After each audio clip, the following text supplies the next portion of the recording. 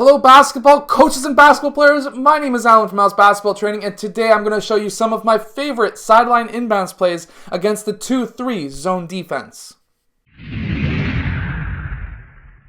So hello everyone, my name is Alan from House Basketball Training. On this channel I show you basketball plays, drills, and skills, so if you like that stuff, hit that like button and subscribe. But anyways, thank you, Brown L, for your comment. This video is for you, man. And for anyone who has any comments about what you would like me to cover in an upcoming video, I will give you a shout out as well, just like I just did for Brown L.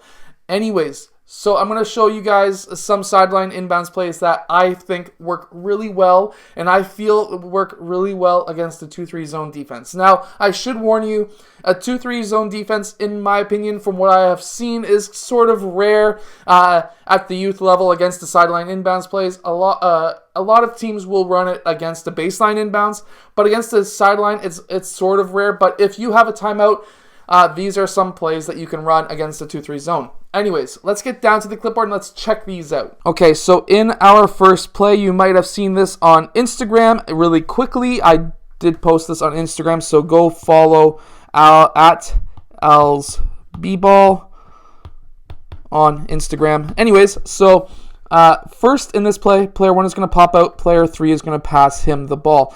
Now the defense is probably going to slide similar to this, and player 3 is going to run inbounds. He's going to run inbounds because he wants to be up top of the point where he can set up a play.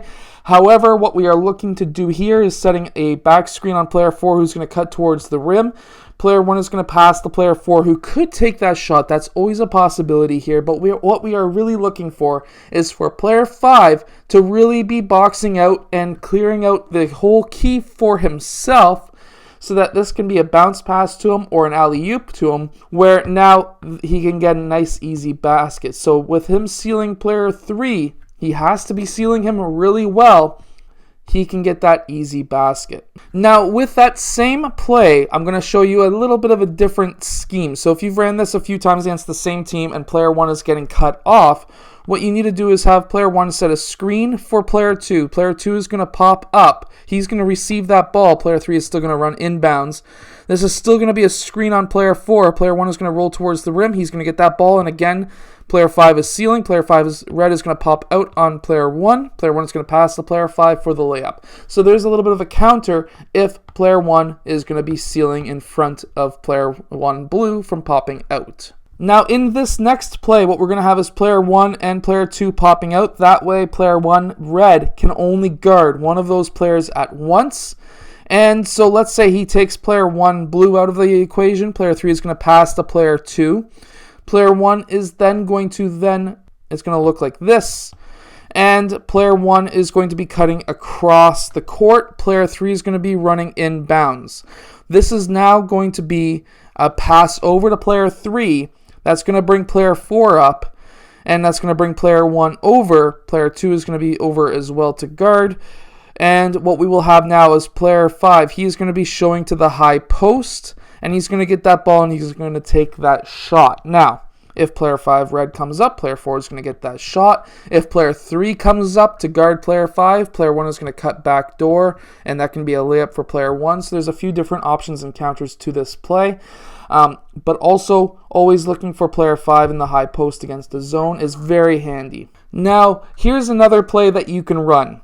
Now, this first play, or what we have here, is obviously still the 2-3. These two players have 0 to do up top right now because, well, everyone's down low along the baseline. So what we're going to have is player 2 popping up. That's going to be an inbounds pass to player 2. Player 4 and 1 are probably going to be doubling, and that's going to bring player 3 into this low corner. But what we're hoping for, obviously now player 4 is going to be covering the middle. What we're wanting to see now is player 5 going to the high post. Now with him going to the high post, this could bring player 3 up. If that's the case, pass to player 1 because we want player 1 to be cutting backdoor, so to player 5 and then to player 1. If that's not the case and player 2 pops down, what we're going to see now is player 5 continuing up, setting the screen for player 1, and player 2 is going to use that screen. That's going to bring player 2 red up, and player 5 is going to be cutting down the middle of the key. Player 5 is going to get that ball. That's going to collapse the defense.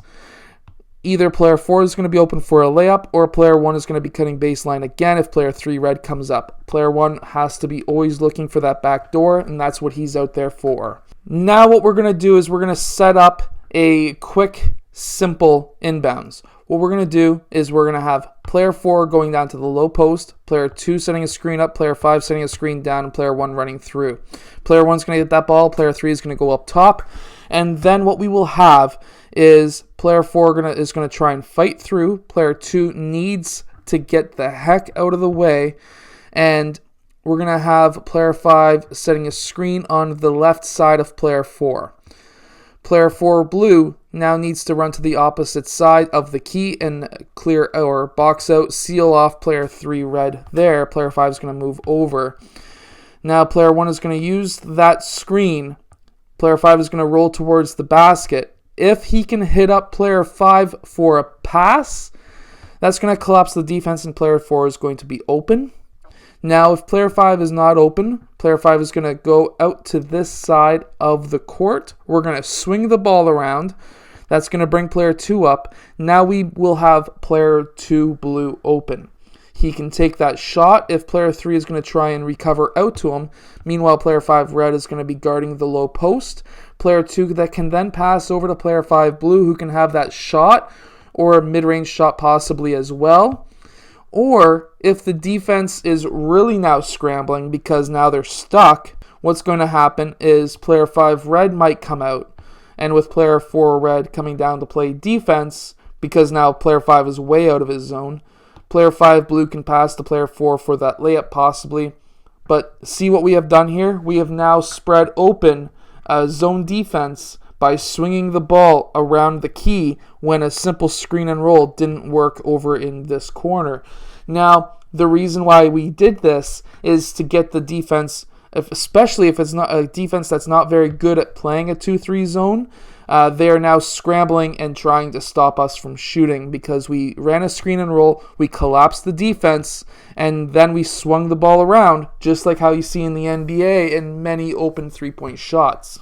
Anyways, I hope that you have liked today's video. I hope that these plays have helped you, Brown L. And, of course, I hope that I get to help as many coaches as possible. And I can do that by having you share my video as many places as you can, sharing my skills training videos with your players, and, of course, liking and subscribing. So I'll see you guys again tomorrow for another daily basketball video.